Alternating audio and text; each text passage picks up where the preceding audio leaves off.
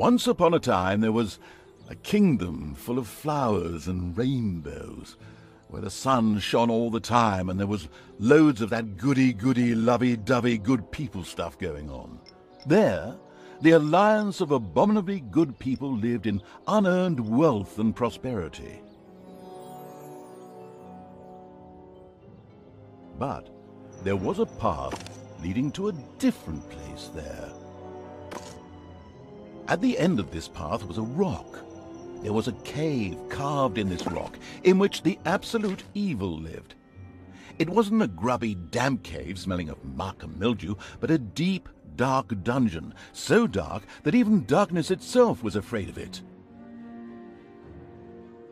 It was home to numerous innocent monsters who enjoyed a happy, contented existence, living in complete harmony with their environment.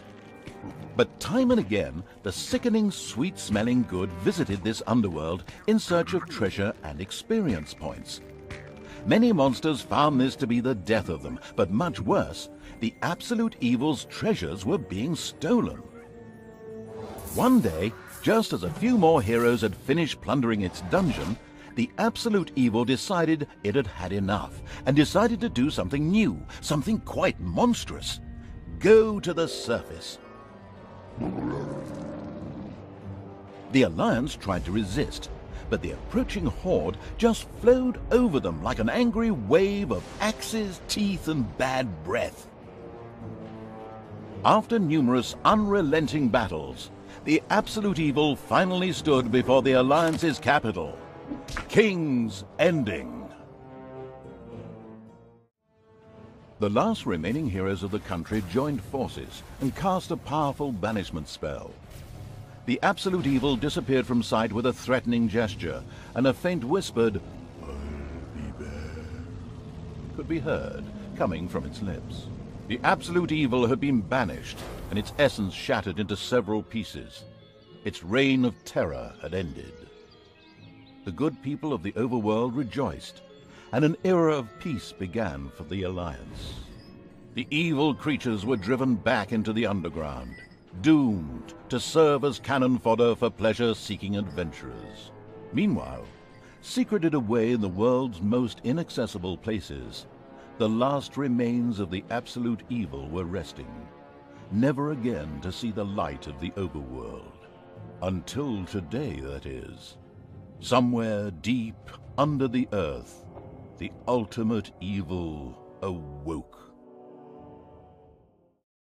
And the hand of terror arose, controlled by the ultimate evil.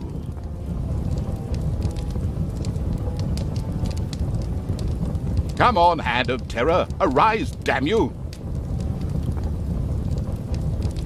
Methinks that exploring the surrounding area would be a sensible strategy. However, to do this, light would be required. Still not bright enough. An old throne room was revealed by the light. The circumstances remained a mystery. The hand of terror flew through the throne room, following each and every thought the ultimate evil had. After a few flying sessions, the ultimate evil was able to control the hand with ease. The time had come to call forth creatures who were completely devoted to it and would do its dirty work. Little snots were the dregs of each and every dungeon and spent their time taking care of it. The expansion-mad evil hired one snot on the spot.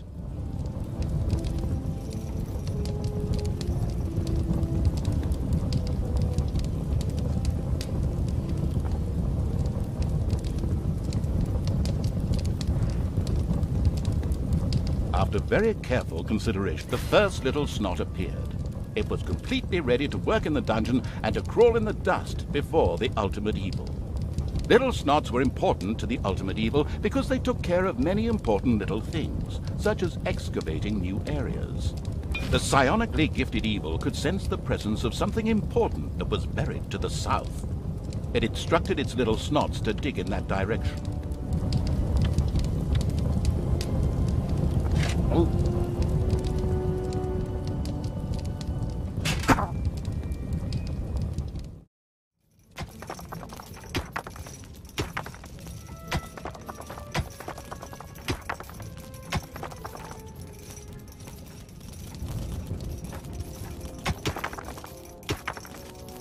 The clever evil mastered this task with flying colors. From now on, little snots could use the treasury to store mined gold. It was then at the greedy evil's disposal whenever more rooms needed to be built or new creatures recruited. Little snots were all well and good, but were too weak and cowardly to defend the dungeon. Since it was not able to defend itself, the ultimate evil would have to hire some orcs. But they would require food. Liquid food. Well, beer to be precise. So the next important thing to build was a brewery. And that would require some space to be created. The ultimate evil had the feeling that its servants were not really putting their backs into the work. Might a hearty slap from the hand of terror change that?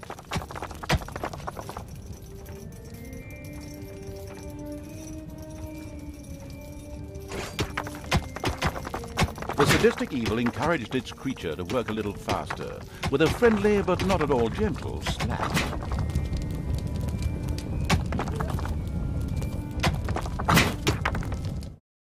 That's not the right text. Where were we? Oh yes, a huge spider, henceforth called the Spider Queen. It would be necessary to eliminate the Spider Queen before the horde could reach the surface. The Spider Queen sent forth a wave of her children. Of course, the ultimate evil was fully aware of this danger and immediately prepared to defend itself against them. At least, that's what I heard.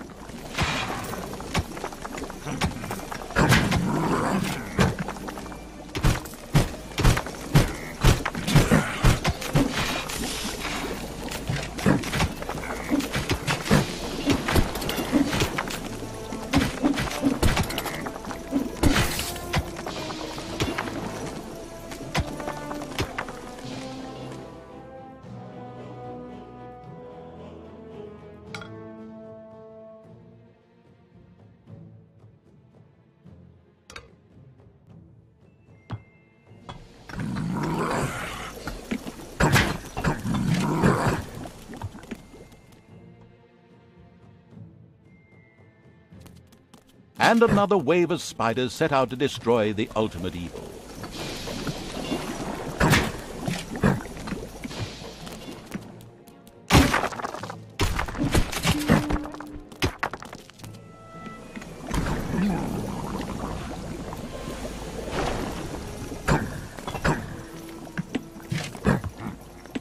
In the meantime, several carnivorous penguins had begun to make their way to the ultimate evil's dungeon. They would arrive eventually, but definitely not before this story has ended.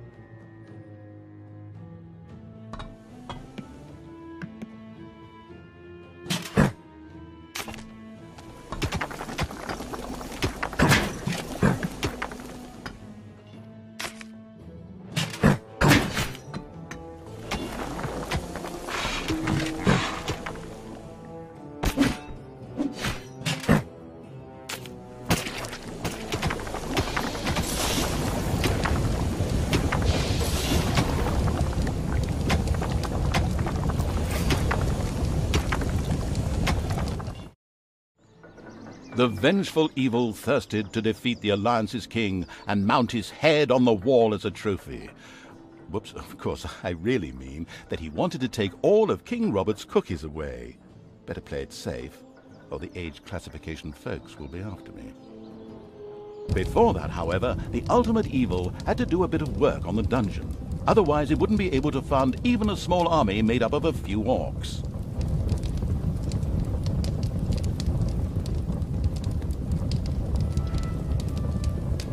The warmongering evil had hired the first orc. As ancient wisdom says, violence is a solution, usually the only one.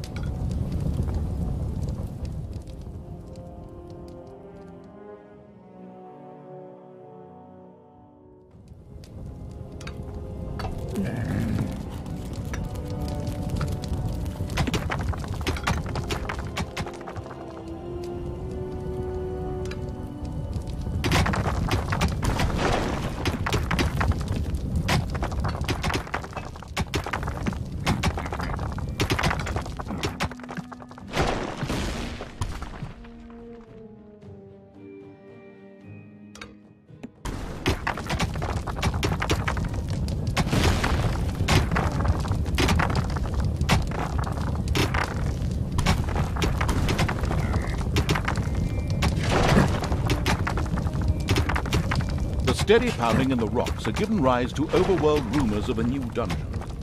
A group of heroes set out to plunder its riches, and the ultimate evil was already looking forward to this visit.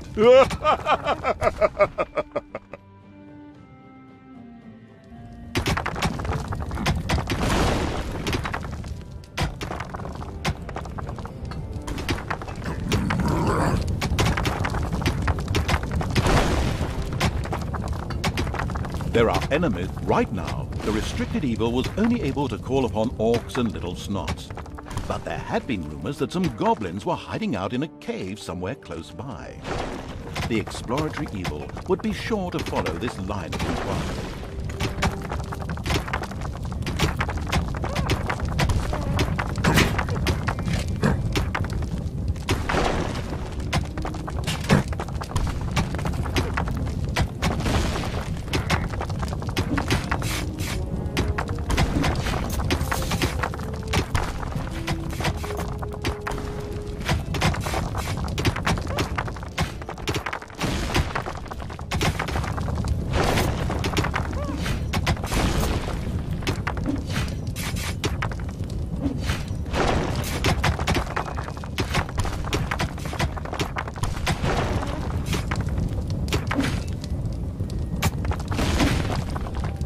The strategy guidebook, Dungeons for... The heroes didn't know what had hit them, as several orcs poured down from nowhere and annihilated them. This group of heroes had plundered their last dungeon, but there would be